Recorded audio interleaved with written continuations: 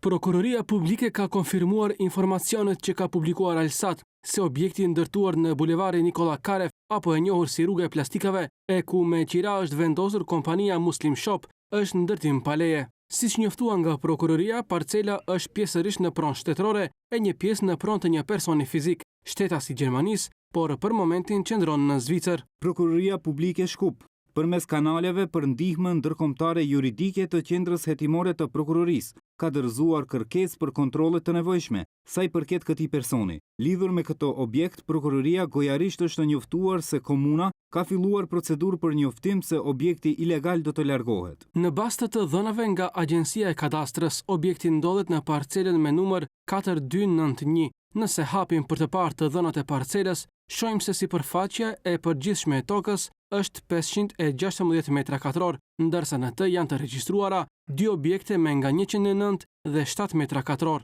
gjë që nuk përkon as pak me gjendjen reale të objektit momental. 2 objektet janë në pronësi të personit Ahmed Dinarica, e që sipas informacioneve të Alsat, i njëjti është baxhanak me ish avokatin e shtetit tani më në paraburgim, Fehmi Stafa. Ky i fundit dyshohet të jetë investitori kryesor i këtij objekti pa leje, i cili pak vite më parë duhej të rënohej por u ndërprer në moment të fundit nga Inspektorati për Ndërtimtari dhe Urbanizëm, gjoja për arsye ankese. Komuna Qendër edhe më tej është gati të rënojë por presin ndihmën e policisë për t'i larguar punëtorët dhe mallin brenda objektit. Inspektori i ndërtimit të komunës Qendër ka sjell proces verbal nga mbikëqyrja inspektuese. Ka dhënë vendim për largimin e objektit të ndërtuar pa leje, si dhe konkluzion për veprim. Komuna për momentin bashkëpunon me Ministrinë për Punë të Brendshme, nga e cila kërkon urgjentisht largimin e personelit dhe të mallit që gjenden në hapësirat e objektit. Ne si komunë jemi të gatshëm menjëherë të veprojmë sipas kompetencave.